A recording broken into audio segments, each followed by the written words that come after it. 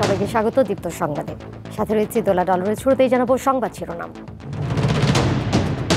ISKCON নিষিদ্ধ করার ব্যাপারে সরকারের মধ্যে কোনো আলোচনা হয়নি, উপদেষ্টার তথ্য। কষ্ট করে বলছি, কোনো সংস্থা নিষিদ্ধ করার কোনো আলোচনা সরকারের মধ্যে হয়নি। চিন্ময় কৃষ্ণ দাস এখন ইসকনের কেউ নন, তার কর্মকাণ্ডের দায় নিতে চায় না সংগঠনটি। আইনজীবী সাইফুল হত্যার প্রতিবাদে চট্টগ্রামে আজও দিনভর আইনজীবীদের বিক্ষোভ। জাতিকে বিভক্ত করার ষড়যন্ত্রের অভিযোগ মির্জা ফখরুলের, ফ্যাসিবাদ পুনরুত্থানের শঙ্কা।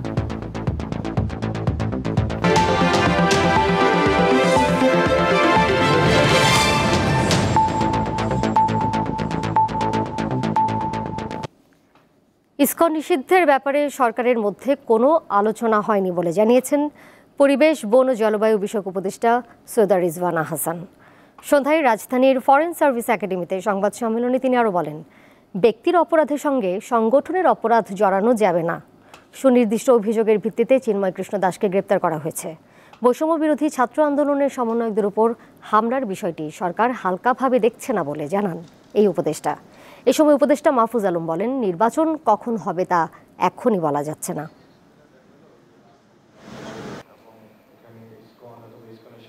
কোনো সংস্থা নিষিদ্ধ করার কোনো আলোচনা সরকারের মধ্যে হয়নি। দাবি অনেকেই উঠতে পারে, দাবির সপক্ষে মানুষ অনেক কর্মসূচিও দিতে পারে। ব্যক্তির অপরাধের সাথে সংস্থার অপরাধকে আমরা জড়িয়ে ফেলছি না। সমন্বয়কেরা বিভিন্ন গুরুত্বপূর্ণ বিষয়ে জাতিকে যেভাবে ঐক্যবদ্ধ করার প্রয়াস চালাচ্ছেন, জাতির বিবেককে যেভাবে জাগ্রত করছেন, এটা নিশ্চয়ই অনেকেরই স্বার্থে লাগবে। ফলে তাদের নিরাপত্তার বিষয়টা আজকে আমাদের ক্যাবিনেটে রেইজ করা হয়েছে, ফ্ল্যাগ করা হয়েছে, এবং তাদের যে নিরাপত্তা প্রয়োজন এটাও আলোচিত হয়েছে। নির্বাচনে উদ্যোগ আছে, সার্চ কমিটি গঠন করার পরবর্তীতে নির্বাচন কমিশন গঠন করা হয়েছে, ওনারা শপথ নিয়েছেন, আরো অন্যান্য যে কার্যক্রম আছে এটা কার্যক্রম চলমান আছে। বাট সরকারের দিক থেকে দৃষ্টিভঙ্গি হচ্ছে যে সংস্কার, যেটা বাংলাদেশের জনগণ যে জন্য জীবন দিয়েছেন, এই সংস্কারের একটা দৃশ্যমান প্রক্রিয়া হওয়ার পরেই নির্বাচন হবে। চিন্ময় কৃষ্ণ দাস বর্তমানে ইসকনের কেউ নন। শৃঙ্খলা ভঙ্গের অভিযোগে তাকে অনেক আগেই সংগঠন থেকে অব্যাহতি দেওয়া হয়েছে, এমনটাই জানিয়েছেন ইসকনের সভাপতি ও সাধারণ সম্পাদক। আজ রাজধানীতে সংবাদ সম্মেলন করে তারা জানান, চিন্ময়ের কর্মকাণ্ডের দায় একান্তই তার ব্যক্তিগত, ইসকনের নয়। জাতীয় পতাকা অবমাননার অভিযোগে দায়ের করা রাষ্ট্রদ্রোহ মামলায় international society for Krishna consciousness ইসকনের সাবেক নেতা চিন্ময় কৃষ্ণ দাস ব্রহ্মচারীকে গ্রেপ্তার করে পুলিশ। মঙ্গলবার তাকে চট্টগ্রামের আদালতে হাজির করা হয়, কিন্তু তার জামিন নামঞ্জুর করে আদালত। এ খবরে তার অনুসারীরা ক্ষুব্ধ প্রতিক্রিয়া দেখান।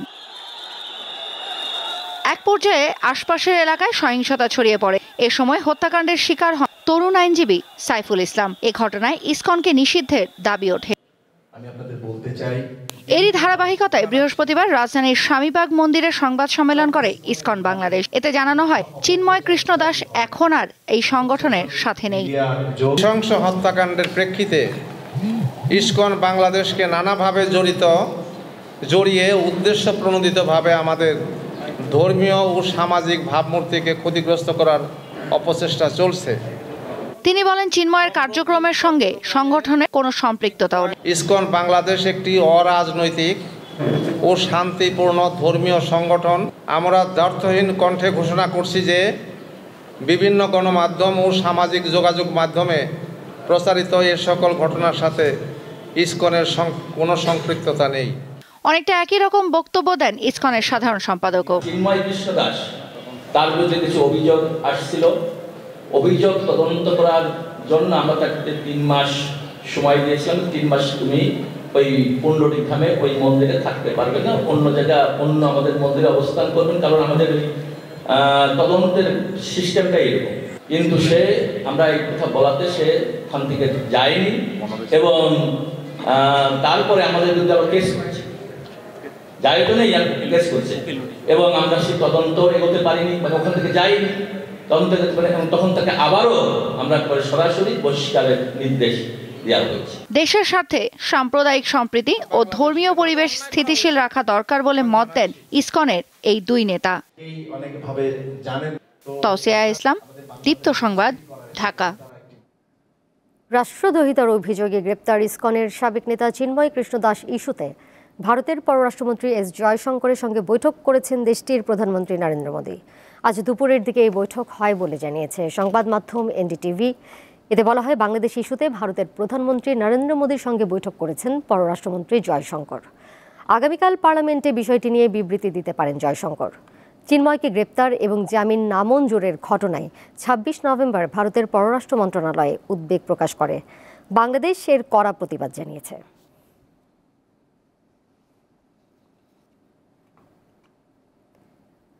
আইনজীবী সাইফুল ইসলাম আলিফ হত্যার প্রতিবাদে আজও উত্তপ্ত ছিল চট্টগ্রামের আদালত প্রাঙ্গণ। দ্বিতীয় দিনের মতো কর্মবিরতি পালন করেন আইনজীবীরা, ধারণ করেন কালো ব্যাজ।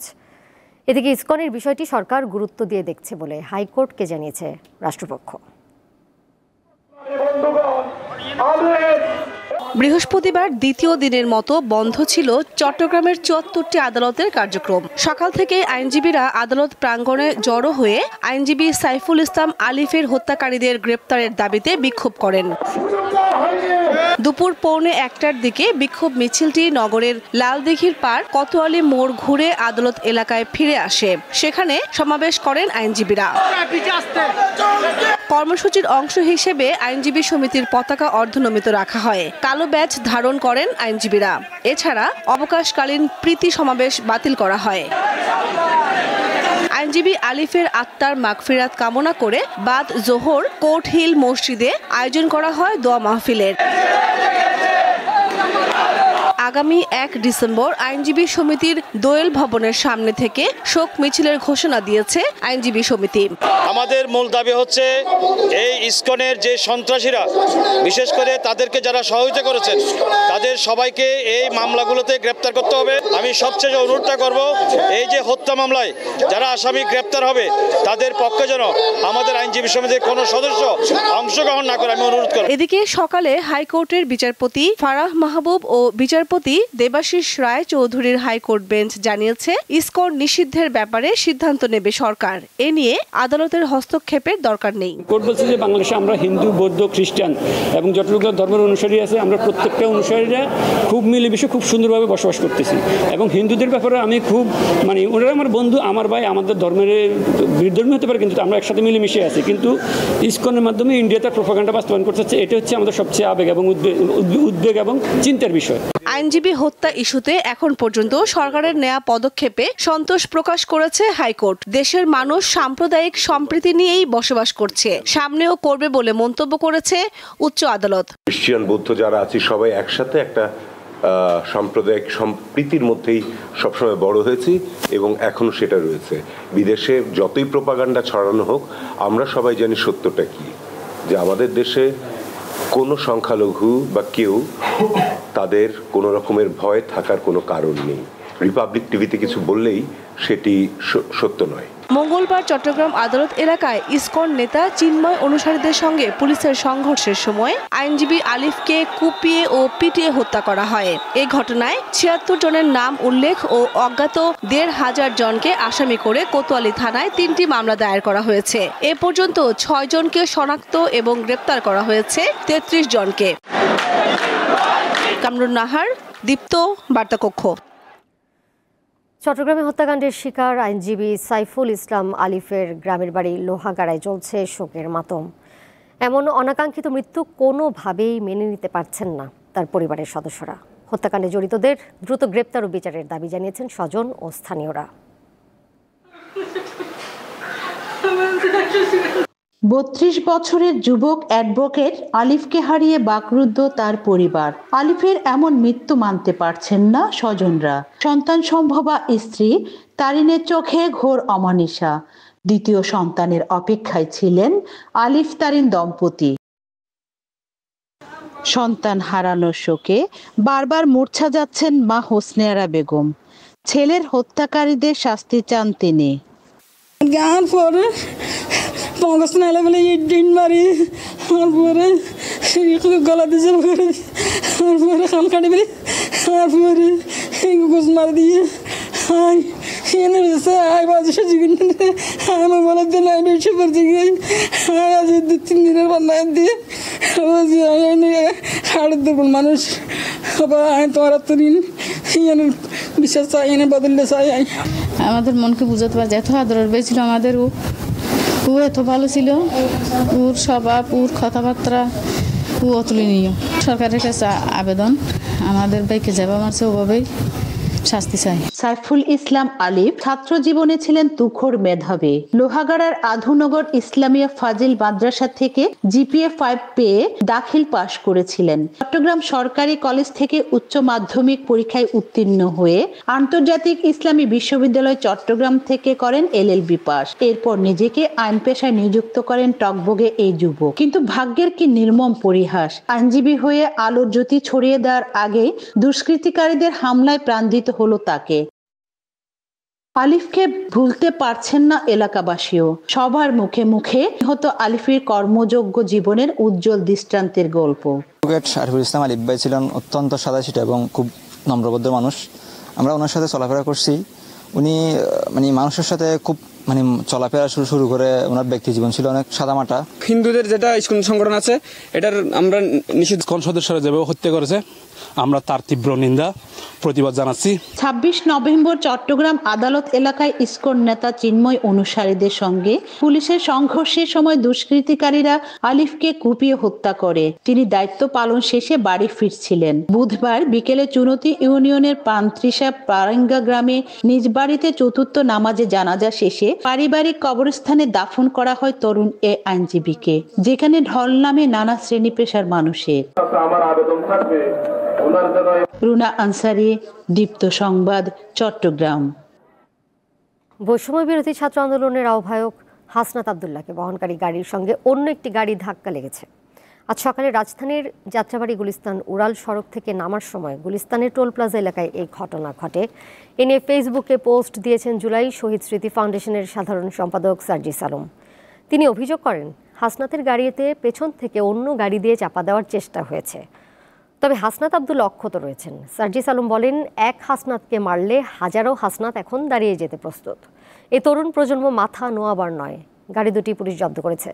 এদিকে চট্টগ্রামের লোহাগাড়ায় হাসনাত আব্দুল্লাহ ও সার্জিস আলমের গাড়ি বহরের একটি গাড়িতে ট্রাকের ধাক্কা দেওয়ার ঘটনায় মামলা হয়েছে। গতরাতে ক্ষতিগ্রস্ত গাড়িটির চালক বাদী হয়ে লোহাগাড়া থানায় মামলাটি করেন। এই ঘটনায় ট্রাকের চালক ও সহকারীকে আদালতের মাধ্যমে চট্টগ্রাম কারাগারে পাঠানো হয়েছে।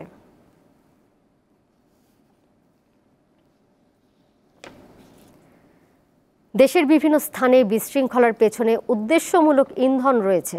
এর উদ্দেশ্য হচ্ছে অস্থিতিশীলতা তৈরি করা, এমনটাই বলছে সেনাবাহিনী। আজ ঢাকা সেনানিবাসের অফিসার্স মেসে সেনা সদর আয়োজিত সংবাদ সম্মেলনে এই কথা জানানো হয়। এতে বক্তব্য রাখেন মিলিটারি অপারেশনস ডাইরেক্টরেটের কর্নেল ইন্তেখাব হায়দার খান। ইসকন নিয়ে জাতিকে বিভক্ত করার ষড়যন্ত্র হচ্ছে বলে অভিযোগ করেছেন বিএনপি মহাসচিব মির্জা ফখরুল ইসলাম আলমগীর। তিনি বলেন, এই অবস্থায় সতর্কতা ও সবার ঐক্য দরকার। ফ্যাসিবাদ পুনরুত্থানের আশঙ্কা প্রকাশ করেন বিএনপির এই নেতা। রাষ্ট্র পুনর্গঠনে লেখক শিল্পীদের ভূমিকা শিরোনামে বৃহস্পতিবার রাজধানীর জাতীয় প্রেস ক্লাবে আলোচনা সভার আয়োজন করে জাতীয় কবিতা পরিষদ। এতে অংশ নেন বিএনপি মহাসচিব। তার বক্তব্যে দেশের বর্তমান রাজনৈতিক পরিস্থিতি ও সনাতন ধর্মের অনুসারীদের সংগঠন ইসকনের বিষয়টি উঠে আসে। বলেন, সংকটের সময় সঠিক সিদ্ধান্ত খুব জরুরি। কাল রাতেই আমাকে কয়েকজন ফোন দিয়েছেন। তাদের একটাই মাত্র লক্ষ্য, প্রশ্ন যে ইসকনের ব্যাপারে আপনারা কি করছেন। এই প্রশ্নটা অত্যন্ত একেবারেই আপনার উদ্দেশ্য প্রণোদিত একটা অবস্থা তারা তৈরি করতে চায়। সেই অবস্থা নিয়ে প্রথমবার ফেল করেছে, এখন আবার নতুন করে আবার সেই অবস্থা তৈরি করতে চায়। এটা আমাদেরকে সজাগ থাকতে হবে। ফ্যাসিবাদ পরাজিত হয়েছে, ফ্যাসিবাদ যে কোনো সময় আবার ফিরে আসতে পারে, কারণ আমরা সেই রাস্তা যেন তৈরি করে না দিই। আজকে আমরা দুর্ভাগ্যজনকভাবে এমন কতগুলো কাজ করছি যে কাজগুলোর মধ্য দিয়ে কিন্তু ফ্যাসিবাদের ফিরে আসার সম্ভাবনা অনেক বেড়ে গেছে। পরে ঢাকার একটি হোটেলে সংবাদপত্রের মালিকদের সংগঠন newspaper owners association of Bangladesh NOAB সদস্যদের সাথে মতবিনিময় করেন বিএনপি মহাসচিব। তিনি অভিযোগ করেন, দেশকে নিয়ে ষড়যন্ত্র হচ্ছে। আজকে কিছু মানুষ তারা জাতিকে বিভ্রান্ত করার চেষ্টা করছেন। আপনার কিছু কথা বলা হচ্ছে, যে কথাগুলো আমার কাছে মনে হয় যে পুরোপুরি নৈরাজ্যের দিকে নিয়ে যাচ্ছে, এনার্কির দিকে নিয়ে যাচ্ছে। এটা আমাদের সকলের ঐক্যবদ্ধ হয়ে আপনার এটাকে বন্ধ করা দরকার। না হলে যে লক্ষ্য নিয়ে এই যে আমাদের ছেলেরা প্রাণ দিয়েছে, আমাদের মানুষের প্রাণ দিয়েছে, এটা সবটাই ব্যর্থ হয়ে যাবে। যে কোনো মূল্যে গণমাধ্যম ও জনগণের বাক স্বাধীনতা নিশ্চিতের ওপর গুরুত্ব আরোপ করেন মির্জা ফখরুল ইসলাম আলমগীর। সংবাদপত্রের স্বাধীনতা, মানুষের স্বাধীনতা, ভোটের স্বাধীনতা, জনগণের স্বাধীনতা রক্ষা করার জন্য আমরা সর্বাত্মক প্রচেষ্টা চালাবো। স্বস্তিকা সিংহ, দীপ্ত সংবাদ, ঢাকা। বৈষম্য বিরোধী ছাত্র আন্দোলনে নিহত আবু সাইদের পরিবারের সদস্যদের হাতে শহীদ আবু সাইদ ফাউন্ডেশনের সনদ তুলে দিয়েছেন প্রধান উপদেষ্টা ডক্টর মোহাম্মদ ইউনূস। আজ রাজধানীর তেজগাঁওয়ে প্রধান উপদেষ্টার কার্যালয়ে এই সনদ তুলে দেওয়া হয়। প্রধান উপদেষ্টার প্রেস উইং থেকে পাঠানো এক বার্তায় তথ্য জানানো হয়েছে। সনদ গ্রহণ করেন আবু সাইদের বাবা মকবুল হোসেন। আবু সাইদের ভাতিজা মোহাম্মদ লিটন মিয়া এই সময় উপস্থিত ছিলেন। প্রধান উপদেষ্টা আবু সাইদের বাবা মায়ের শারীরিক অবস্থার খোঁজ খবর নেন এবং তাদেরকে সরকারের পক্ষ থেকে সব ধরনের সহযোগিতার আশ্বাস দেন।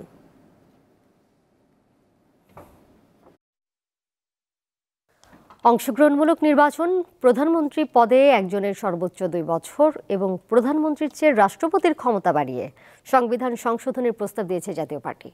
আজ রাজধানীর বনানীতে সংবাদ সম্মেলনে দলটির চেয়ারম্যান জিএম কাদের এই প্রস্তাব তুলে ধরেন। তিনি দাবি করেন অন্তর্বর্তী সরকার অনেক ক্ষেত্রে ব্যর্থ হচ্ছে। সংবিধান সংশোধনীর প্রস্তাব, জাতীয় নির্বাচন ও দেশের চলমান পরিস্থিতি সহ বিভিন্ন বিষয়ে অবস্থান তুলে ধরতে বৃহস্পতিবার সংবাদ সম্মেলন করে জাতীয় পার্টি। এতে বক্তব্য রাখেন দলটির চেয়ারম্যান জিএম কাদের। সংবিধান সংশোধনীর জন্য তিনি 19 দফা প্রস্তাব দেন। এতে রাষ্ট্রপতি ও প্রধানমন্ত্রীর ক্ষমতার ভারসাম্যের বিষয়ে গুরুত্ব দেওয়া হয়। সকল দলেরই মোটামুটি কনসেনসাস ক্যান্ডিডেট না হলে কেউ প্রেসিডেন্ট হতে পারবেন না। কাজে প্রেসিডেন্টকে যখন আমি এই পজিশন দেব, তখন প্রেসিডেন্ট শক্তিশালী হলে আমার কোনো ক্ষতি মনে হবে না, উনি প্রাইম মিনিস্টার ইচ্ছে মতো কাজ করবেন না। তারপরে আমি আস্তে আস্তে প্রেসিডেন্টের ক্ষমতা বাড়ানোর দিকে যাব। কাজে 2/3 মেজরিটি থাকলে একটি সরকারের পার্লামেন্টের যে কোনো প্রস্তাব যে কোনো সময় এবং সংবিধানের যে কোনো প্রস্তাব যে কোনো সময় পাশ করিয়ে নেওয়া সম্ভব। আগামী নির্বাচন অংশগ্রহণমূলক করার উপর জোর দেন জাতীয় পার্টির চেয়ারম্যান। যদি নির্বাচন অন্তর্ভুক্তিমূলক না হয়, সব দল পার্টিসিপেট না করে, তাহলে এটা আইনগতভাবে বৈধ হতে পারে, কিন্তু সেই একই জিনিস হবে। এবং সেটা যদি দলীয় প্রভাবমুক্ত না হতে পারে, তাহলে আওয়ামী লীগের আমলে যে নির্বাচন হয়েছে সেই নির্বাচন তো আবার হবে। যে যখন যেটাই করেছেন, অপরাধ করে থাকেন তার বিচার আমরা চাই, কিন্তু অপরাধের বিচার করতে হবে, অপরাধ দেখে প্রমাণ করে বিচার করতে হবে। অন্তর্বর্তী সরকারের সাফল্য নিয়ে প্রশ্ন তোলেন এই নেতা। দেশপ্রেমিক, যোগ্য এবং উপযুক্ত, এবং আমাদের চিফ যে আছেন উনি অত্যন্ত বিশ্ববরেণ্য ব্যক্তিত্ব, কিন্তু তথাপি আমরা দেখতে পাচ্ছি যে তারা কার্যকরভাবে দেশ চালাতে হোঁচট খাচ্ছেন, কেননা তাদের হ্যান্ডস অ্যান্ড যাদের দিয়ে কাজ করবেন সেটাকে দুর্বল হয়ে গেছে। বর্তমান বিচার ব্যবস্থা, আইন শৃঙ্খলা রক্ষাকারী বাহিনী ও প্রশাসন নিয়ে হতাশা প্রকাশ করেন জিএম কাদের। আইন শৃঙ্খলা রক্ষাকারী বাহিনী বা প্রশাসন। মেহেদী হাসান, দীপ্ত সংবাদ, ঢাকা। হাইকোর্টের এজলাসে ডিম ছুঁড়ে বিচারককে হেনস্থার ঘটনায় জড়িত আইনজীবীদের বিরুদ্ধে ব্যবস্থা নেওয়া হবে বলে জানিয়েছেন সুপ্রিম কোর্ট আইনজীবী সমিতির সভাপতি মাহবুবউদ্দিন খোকন। দুপুরে সাংবাদিকদের তিনি বলেন, জড়িত আইনজীবীদের বার কাউন্সিল সনদ বাতিল এবং সুপ্রিম কোর্টের আইনজীবী সমিতির সদস্য পদ বাতিল করা হবে। এদিকে সুপ্রিম কোর্ট প্রাঙ্গণে নজিরবিহীন অনভিপ্রেত ঘটনা ও দেশের জেলা আদালতে সাম্প্রতিক সময়ে অনাকাঙ্ক্ষিত পরিস্থিতি নিয়ে গভীর উদ্বেগ প্রকাশ করেছেন প্রধান বিচারপতি সৈয়দ রেফাত আহমেদ। সুপ্রিম কোর্ট প্রশাসন এক বিজ্ঞপ্তিতে আজ বৃহস্পতিবার এই উদ্বেগের কথা জানিয়েছে। তদন্ত কমিটি করব এবং তদন্ত কমিটি তো কোর্টে আরও লয়ার ছিল, পাশাপাশি সিসিটিভির ফুটেজও আছে, সেটার উপরে খুব তাড়াতাড়ি রিপোর্ট দেবে। রিপোর্টের বেসিসে সেই সকল আইনজীবী যারা এই ঘটনায় জড়িত তাদের বিরুদ্ধে ব্যবস্থা নেওয়া হবে। এর মধ্যে তাদের মেম্বারশিপ বাতিল হতে পারে সুপ্রিম কোর্টের, এমনকি বার কাউন্সিলের সনদ বাতিল হতে পারে। সংবিধানের ৫ম সংশোধনী বাতিল করা হবে বলে আশা করছেন সুজন সম্পাদক বদিউল আলম মজুমদার। আজ এই সংক্রান্ত রিটের শুনানি শেষে গণমাধ্যমের কাছে এমনটাই আশা করেন তিনি। আর রিটকারীদের আইনজীবী বলেছেন, পঞ্চদশ সংশোধনী সংবিধানের মূল কাঠামোর সাথে সাংঘর্ষিক, তাই এটি বাতিল চাওয়া হয়েছে। আমরা আমাদের সমাপনী বক্তব্য উপস্থাপন করে আদালতকে এটা বলেছি যে এটা একটা রাষ্ট্রীয় গুরুত্বপূর্ণ মামলা এবং সারা দেশের সমস্ত জনগণ হাইকোর্টের একটা নির্দেশনা গাইডেন্সের অপেক্ষায় আছেন। আমরা আশা করি যে আদালত পঞ্চদশ সংশোধনীকে বাতিল করবে এবং একই সাথে আমাদের জন্য একটা নূতন ভবিষ্যৎ সৃষ্টির একটা সম্ভাবনা দ্বার উন্মোচন করবে। এই সংবিধান পুনর্লিখন, সংবিধান, তারপরে নির্বাচনী ব্যবস্থা সংস্কার, এসব নিয়ে অনেক আলাপ আলোচনা হচ্ছে এবং এগুলো আঙ্গাঙ্গিকভাবে জড়িত। নতুন জাতীয় পে কমিশন গঠন সহ 9 দাবিতে 4 ডিসেম্বর সচিবালয় মহাসমাবেশের ডাক দিয়েছে বাংলাদেশ সচিবালয় কর্মকর্তা কর্মচারী সংযুক্ত পরিষদ। দুপুরে সচিবালয় পরিষদের ব্যানারে আয়োজিত কর্মসূচিতে এই মহাসমাবেশের ঘোষণা দেন সংগঠনের সভাপতি বাদিউল কবির। আগামী বুধবার সচিবালয় মহাসমাবেশের ঘোষণা দিয়ে তিনি বলেন, দাবি আদায়ে তারা মাঠে থাকবেন। গড়িমসি না করে তাদের দাবি বাস্তবায়নের আহ্বান জানান তিনি। এ সময় দাবি বাস্তবায়নে গড়িমসি ও দুর্ব্যবহারের অভিযোগ এনে একজন যুগ্ম সচিবের অপসারণের দাবিও জানান আন্দোলনকারীরা। সংকটে থাকা 6টি ব্যাংকের তারল্য সংকট নিরসনে 22,500 কোটি টাকা ছাপিয়েছে বাংলাদেশ ব্যাংক। আজ বাংলাদেশ ব্যাংকের গভর্নর আহসান এইচ মনসুর এই কথা জানিয়েছেন। ফলে আগামী রোববার থেকে ব্যাংকগুলোতে টাকা পাবেন গ্রাহকরা। ব্যাংকগুলো হলো first security Islami bank, social Islami bank, global Islami bank, union bank, Exim bank ও ন্যাশনাল ব্যাংক। শেরপুরের খাজা বদরুদ্দোজা হায়দার ওরফে দোজা পীরের দরবারে হামলা, ভাঙচুর, লুটপাট ও অগ্নিসংযোগের ঘটনায় একজন নিহত হয়েছে। ঢাকা মেডিকেল কলেজ হাসপাতালে চিকিৎসাধীন অবস্থায় বুধবার ভোরে হাফিজউদ্দিন নামে ওই ব্যক্তি মারা যান। এর আগে ওই দরবারে হামলা, ভাঙচুর, লুটপাট, অগ্নিসংযোগের ঘটনায় জড়িত থাকার অভিযোগে পুলিশ 8 জনকে আটক করে। এই ঘটনায় দরবারের খাদেম বাদী হয়ে স্থানীয় একটি মাদ্রাসার সুপার সহ 25 জনের নাম উল্লেখ করে এবং অজ্ঞাত আরও 400-500 জনকে আসামি করে মামলা করেছেন। আলহামদুলিল্লাহ। শেরপুরের মধ্যে খেলার খবর।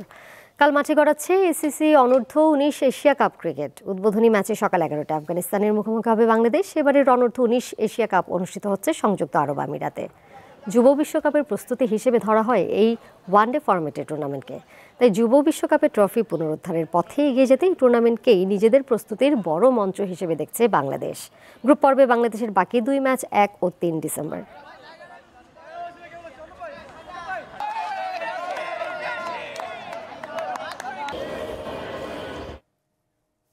শেষ করব দীপ্ত সংবাদ। যাবার আগে সংবাদ শিরোনাম জানিয়ে দেব আরও একবার। ইসকন নিষিদ্ধ করার ব্যাপারে সরকারের মধ্যে কোনো আলোচনা হয়নি, উপদেষ্টার তথ্য। চিন্ময় কৃষ্ণ দাস এখন ইসকনের কেউ নন, তার কর্মকাণ্ডের দায় নিতে চায় না সংগঠনটি। আইনজীবী সাইফুল হত্যার প্রতিবাদে চট্টগ্রামে আজও দিনভর আইনজীবীদের বিক্ষোভ। জাতিকে বিভক্ত করার ষড়যন্ত্রের অভিযোগ মির্জা ফখরুলের, ফ্যাসিবাদ পুনরুত্থানের শঙ্কা।